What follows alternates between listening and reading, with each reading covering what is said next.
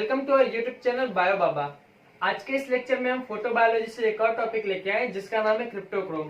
पिछले लेक्चर्स में हमने फोटो बायोलॉजी की सीरीज शुरू की थी और वहां पे हमने हमारा पहला रिसेप्टर फाइटोक्रोम जो होता है उसके बारे में हम देख चुके हैं at the molecular level as well as structural level. हमने वहां पे उसके डिफरेंट टाइप के फंक्शन भी देख चुके थे। अगर आपने नहीं देखा होगा तो आप हमारे पीछे के वीडियोस देख सकते हैं। आज के इस वीडियो लेक्चर में हम हमारा क्रिप्टोक्रोम का स्ट्रक्चर शुरू करने जा रहे हैं। तो चलिए शुरू करते हैं। शुरू करने से पहले मैं आपको एक बात बोलना चाहता हूँ, अगर आपको लगता है कि हमारे वीडियोस आपको समझ में नहीं आ रहा है या हमें किसी तरह की सजेशन की जरूरत है तो आप हमें सजेस्ट कर सकते हैं कमेंट बॉक्स में, या तो फिर आप चाहे तो हमारे व्हाट्सएप नंबर पे भी हमें कांटेक्ट करके हमें बता सकते हैं। और अगर आपको कोई ऐसे टॉपिक्स चाहिए जिसको आप हमसे पढ़ना चाहते हैं तो आप वो भी हमें बोल सकते हैं। एज पर रिक्वायरमेंट हम आपके लिए आपके टॉपिक लेके आ सकते हैं। तो चलिए शुरू करते हैं आज का हमारा टॉपिक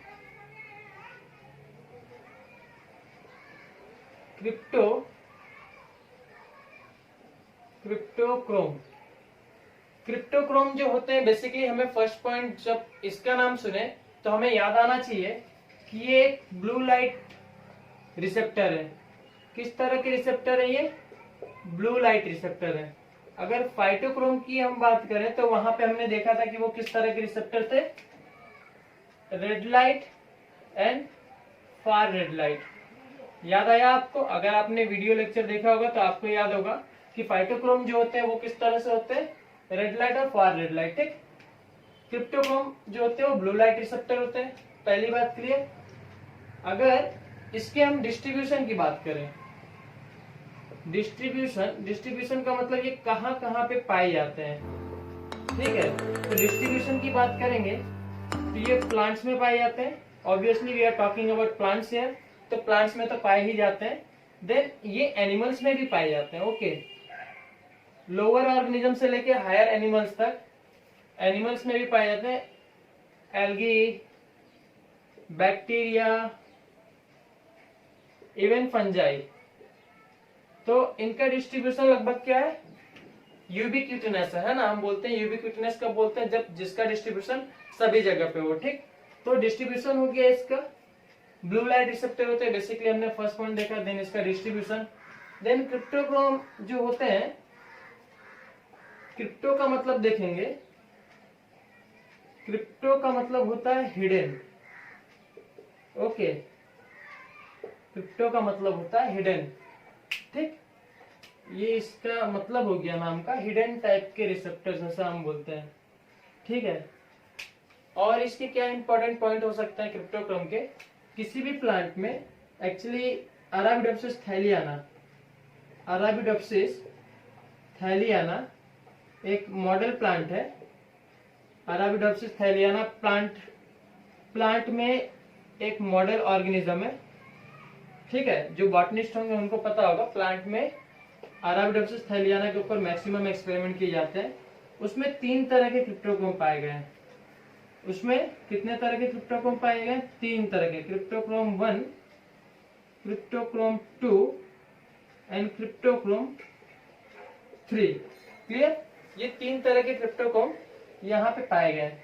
तो आपका जो फर्स्ट टाइप होता है इसको आप याद कर सकते हैं, इसको आप रैंकिंग सिस्टम से याद कर सकते हैं। हो सकता है कि कभी एग्जाम्स में ये पूछ ले कि किस टाइप के क्रिप्टोक्रोम का ये स्पेसिफिक फंक्शन है। फॉर एग्जांपल पहले फंक्शन देख लेते हैं। क्रिप्टोक्रोम 1 जो होते हैं वो ब्लू लाइट स्टेबल होते हैं।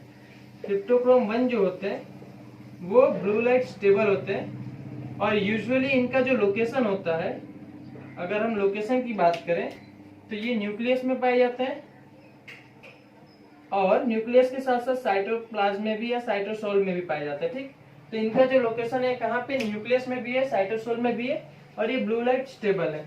क्रिप्टोक्रोम 2 की बात करें तो ये ब्लू लाइट अनस्टेबल है। ये क्या है? ब्लू लाइट अनस्टेबल है। ओके, ये ब्लू लाइट अनस्टेबल होता है और ये बेसिकली केवल कहाँ पाए जाते हैं? ये सिर्फ न्यूक्लियस में पाए जाते हैं। सिर्फ और सिर्फ कहाँ पे पाए जाते हैं? ये न्यूक्लियस में पाए जाते हैं। ठीक, और क्रिप्टोक्रोम 3 के बारे में एक बहुत ही स्पेशल पॉइंट है। क्रिप्टोक्रोम 3 आपको ये याद रखना पड़ेगा, इनका स्ट्रक्चर जो है केवल वो क्रिप्टोक्रोम की तरह मिलता है। बाकी फंक्शन की बात करें तो कोई भी काम इनका फंक्शन क्रिप्टोग्राम की तरह नहीं है। बेसिकली ये करते क्या है, ये डीएनए रिपेयर में काम आते हैं। ठीक है, ये कहाँ पे काम आता है, DNA repair, single stranded DNA repair. जो होता क्या है, प्रोकैरियोट्स या लोअर ऑर्गेनिज्म जो होते हैं उनमें डाइमराइजेशन होता है, थाइमिन थाइमिन डाइमर बन जाते हैं। क्या बन जाता है, थाइमिन थाइमिन डाइमर बन जाते हैं। ठीक है, तो उस थाइमिन थाइमिन डाइमर को वापस से रिपेयर करने के लिए ये क्रिप्टोक्रोम 3 इनकी एबिलिटी होती है, इस तरह से फंक्शन करते हैं। क्लियर? तो अब इसे याद कैसे रखें, कभी कंफ्यूजन हो तो आप ऐसे याद रख सकते हैं कि जो फर्स्ट पोजीशन, आप इसको रैंक के हिसाब से याद कर सकते हैं कि जो फर्स्ट रैंक वाले होते हैं वो क्या है, ब्लू लाइट स्टेबल है। बेसिकली हमें ये तो पता है क्रिप्टोग्राम जो होते हैं लाइट, ब्लू लाइट के लिए बने हुए हैं, तो ये ब्लू लाइट स्टेबल होंगे। ठीक, क्योंकि ये फर्स्ट पोजीशन पे। दूसरा, ये दोनों जगह पाए जाते हैं। जो फर्स्ट पोजीशन वाले होते हैं वो कहीं भी सर्वाइव कर सकते हैं, कहीं भी पाए जा सकते हैं, इनका वाइड रेंज होता है। तो ठीक उसी तरह से क्रिप्टोग्राम हमारा फर्स्ट पे है, इसलिए इसका वाइड रेंज है, मतलब ये कहीं भी रह सकता है ना। न्यूक्लियस, साइटोसोल कहीं भी रह सकता है। सेकंड वाले जो होते हैं थोड़े फीके टाइप के होते हैं, हर जगह सर्वाइव नहीं कर सकते, इसलिए सबसे पहली बात ये अनस्टेबल है। सेकंड पोजीशन पे मतलब अनस्टेबल है ना। और दूसरी बात ये, केवल इनका जो जोन ऑफ लिविंग होगा वो भी रिस्ट्रिक्टेड होगा। Comparison to first position, second position में क्या होता है, कम वैल्यू मिलती है, थर्ड वालों को और कम मिलती है, इसलिए थर्ड वाले में देखिए ये इनका कोई एग्जिस्टेंस ही नहीं है ना। ठीक, तो सेकंड वाले जो होते हैं वो न्यूक्लियस में पाए जाते हैं। तो ये एक छोटा सा एनालॉजी था, इसके थ्रू आप इसको समझ सकते हैं, याद रख सकते हैं। ठीक, तो ये कुछ बेसिक्स पॉइंट्स हो गए क्रिप्टोग्राम के बारे में। क्रिप्टोग्राम के बारे में कुछ और बेसिक पॉइंट्स हैं, चलिए उसे देखते हैं, देन हम इसके स्ट्रक्चर और फंक्शन के बारे में बात करेंगे। ठीक है, ये सारी चीजें आपको समझ में आ गई? ओके,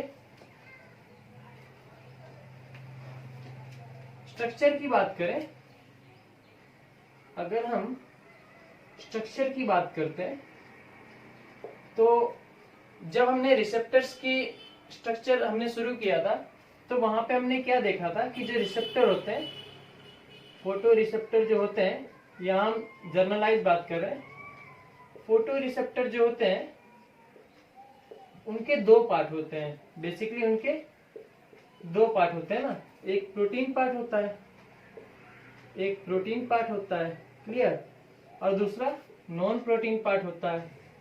या नॉन प्रोटीन पार्ट से better we can say more precisely it is pigment part, pigment part है ना। और पिगमेंट पार्ट में हम किसे बोलते हैं, हम बोलते हैं क्रोमोफोर, क्रोमोफोर है ना। ये चीजें थी, ये किसी भी रिसेप्टर का जनरल स्ट्रक्चर है, या तो फिर आप इसे यहाँ तक भी जनरल स्ट्रक्चर कंसीडर कर सकते हैं कि कोई भी फोटो रिसेप्टर होगा उसके दो पार्ट होंगे, एक प्रोटीन पार्ट होगा, एक पिगमेंट पार्ट होगा। अब होता क्या है, क्रिप्टोक्रोम में जो हमारा पिगमेंट पार्ट होता है वहां पे पाया जाता है फ्लेविन, वहां पे पाया जाता है क्या, फ्लेविन। हमारा जो फाइटो रिसेप्टर क्रिप्टोक्रोम है उसमें पिगमेंट पार्ट कौन सा है, फ्लेविन है। और फ्लेविन में भी कौन सा फ्लेविन है, एफएडी फ्लेविन है। एफएडी क्या है, फ्लेविन है। क्लियर, पिगमेंट पार्ट हमारा क्या है, फ्लेविन, और फ्लेविन में भी क्या है, एफएडी होता है। ठीक, अब ये फ्लेविन के साथ साथ एक और पिगमेंट पार्ट यहाँ पे पाया जाता है, एक और पिगमेंट पार्ट पाया जाता है जिसको हम बोलते हैं टेरिन। क्या होते हैं, टेरिन। तो आपको ये बात समझ में आई कि इसमें दो पिगमेंट पार्ट पाए जा रहे हैं, एक तो फ्लेविन और दूसरा टेरिन। टेरिन का एग्जांपल अगर हम बात करें तो इसमें हम बोलते हैं एमटीएचएफ, एमटीएचएफ। इसका एग्जांपल क्या, एमटीएचएफ। ओके, इसका एग्जांपल है एमटीएचएफ। एमटीएचएफ का मतलब होता है, एमटीएचएफ का मतलब होता है मैथिलीन, मैथिलीन टेट्राहाइड्रो, टेट्राहाइड्रोफोलेट, मैथिलीन टेट्राहाइड्रोफोलेट। बेसिकली ये एक्टिंग एज ए कोफैक्टर, ये किसकी तरह काम करता है, एक कोफैक्टर्स की तरह काम करता है। क्लियर, ये क्या है, कोफैक्टर है एक तरीके से। कोफैक्टर्स आपको पता ही होगा क्या होते हैं। ठीक, ये कुछ बातें थी इसके स्ट्रक्चर के बारे में। अब पिछले लेक्चर्स में हमने देखा था कि जो फाइटोक्रोम होते हैं वो डायमेरिक स्ट्रक्चर होते हैं, ठीक। तो ठीक उसी तरह से जो आपके क्रिप्टोक्रोम होते हैं इनका भी स्ट्रक्चर कैसा होता है, डायमेरिक स्ट्रक्चर होता है। ये भी कैसे होता है, डायमेरिक स्ट्रक्चर होता है। तो चलिए इसके स्ट्रक्चर को और थोड़ा एक्सपेंड करते हैं, एक्सपोज करते हैं और देखते हैं कि किस तरह से इनके डायमेरिक स्ट्रक्चर होते हैं और कौन कौन से उनके सिग्निफिकेंट यूनिट होते हैं, ठीक। तो हमने बोला कि क्रिप्टोक्रोम जो होते हैं वो एक कैसे डायमेरिक स्ट्रक्चर होते हैं, ठीक। डायमेरिक स्ट्रक्चर है, ये तो बात है समझ में आ गई। हमने ये भी बोला कि एक तरीके के क्या है, फ्लेवोप्रोटीन है। चलिए भाई ये भी बात समझ में आ गई कि एक तरीके के फ्लेवोप्रोटीन है। तो जब मैं बोल रहा हूँ कि ये प्रोटीन है तो ऑब्वियस सी बात है इसमें भी क्या होंगे, एक एन टर्मिनल पाए जाएंगे। इसमें भी क्या होंगे, एक एन टर्मिनल पाए जाएंगे और एक सी टर्मिनल पाए जाएंगे। पिछला लेक्चर आपको याद होगा, वहां पे हमने भी देखा था कि फाइटोक्रोम जो थे उसमें भी एक एन टर्मिनल था, एक सी टर्मिनल थे, क्लियर। तो यहाँ पे भी एक टर्मिनल हो गया, एक सी टर्मिनल हो गया। चलिए भाई हो गया, क्लियर क्लियर।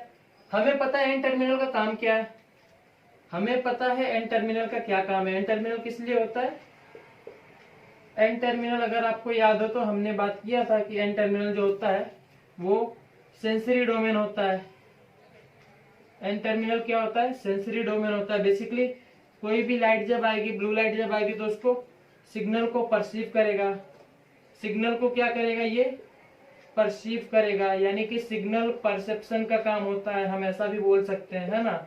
सी टर्मिनल जो होता है, सी टर्मिनल, सी टर्मिनल के बारे में हमने क्या बोला था अगर आपको याद हो तो, सी टर्मिनल जो होता है वो हमारा आउटपुट डोमेन होता है, आउटपुट डोमेन होता है ना। क्लियर है आपको, पिछला लेक्चर याद आ रहा होगा कि सी टर्मिनल जो होता है वो आउटपुट डोमेन होता है।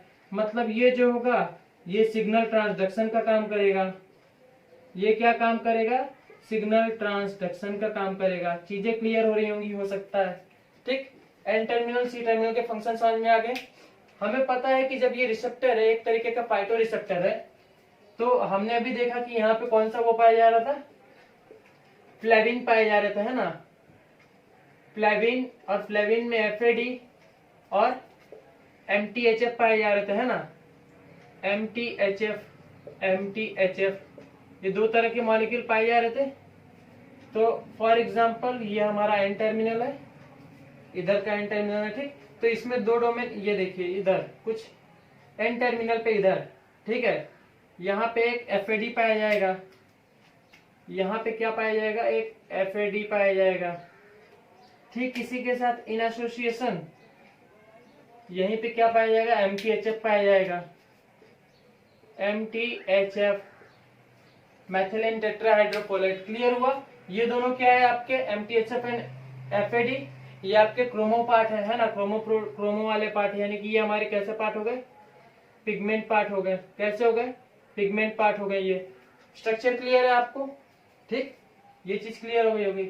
एन टर्मिनल, अभी जो एन टर्मिनल होता है इसको हम बोलते हैं, इसमें एक डोमेन पाया जाता है जिसको हम बोलते हैं पीएचआर डोमेन। ये चीज आपको बहुत अच्छे से पता होनी चाहिए। ये पीएचआर डोमेन के बारे में आपको बहुत अच्छे से पता होना चाहिए। कहाँ पाया जा रहा है, सबसे पहले आप वो देख लीजिए, क्रिप्टोक्रोम का पार्ट है पीएचआर डोमेन, ठीक। पीएचआर, पीएचआर मतलब फोटोलाइएज, मतलब photolyase, photolyase homology, photolyase homology region, photolyase homology region. मतलब ये इसके जो सीक्वेंसेस होते हैं, ये जो एन टर्मिनल के ये जो पूरे सीक्वेंसेस होते हैं, वो डीएनए फोटोलाइज करके एक एंजाइम पाया जाता है प्रोकैरियोट्स में, जो कि डाइमराइजेशन जब बेस पेयर्स के हो जाते हैं, thymine thymine dimerisation base pairs हो जाते हैं, तो उनको रिपेयर करने का काम करता है। तो ठीक उसी तरह से यहाँ पे भी एक पीएचआर डोमेन पाया जाता है, फोटोलाइज होमोलॉजी रीजन। मतलब कि जो सीक्वेंसेस होते हैं वो सेम होते हैं, ठीक है। हालांकि इसका फंक्शन से कोई वास्ता नहीं है, इसका ऐसा कुछ काम नहीं है, लेकिन बस सीक्वेंसेस सेम है इसलिए हम बोलते हैं कि ये होमोलॉजी दिखा रहा है। क्लियर। तो यहाँ पे हमारे दो तरह के आपके ये क्रोमोप्रोटीन हो गए। सी टर्मिनल की बात करते हैं। सी टर्मिनल में एक पोर्शन होता है सीसीटी, सीसीटी, ठीक है। ये जो पूरा जो है इसको हम बोल रहे हैं सीसीटी, क्रिप्टोक्रोम। इसको हम क्या बोले, सीसीटी को, सीसीटी को हम बोलेंगे cryptochrome, cryptochrome carboxyl, carboxyl terminal. Okay, cryptochrome carboxyl terminal domain या सीसीटी डोमेन, या हम ऐसे भी बोल सकते हैं कि सी टर्मिनल सिंपली, ठीक। और इस सी टर्मिनल में एक और रीजन पाया जाता है, एक और डोमेन पाया जाता है जिसे हम बोलते हैं दास, डीएस, डीएस डोमेन, ठीक है। तो सी टर्मिनल में क्या पाया जाता है, आपको याद होना चाहिए कि सी टर्मिनल में क्या पाया जाता है, एक डीएस डोमेन पाया जाता है। हम आगे बात करेंगे कि इसके स्ट्रक्चर और इसके फंक्शन के बारे में क्या सिग्निफिकेंस है इन सभी का। तो ये चीजें आपको क्लियर हो गई होंगी। तो बेसिकली ये सिंपल सा स्ट्रक्चर है फाइटोक्रोम का, ठीक। नेक्स्ट लेक्चर में हम बात करते हैं कि ये सभी जो डोमेन है इसको क्या इसका सिग्निफिकेंस हो सकता है और किस तरह से क्रिप्टोक्रोम से मेडिएटेड डिफरेंट टाइप के ग्रोथ रिस्पॉन्स को रेगुलेट करते हैं। आज के इस वीडियो लेक्चर में बस इतना है। Thank you, thanks for watching.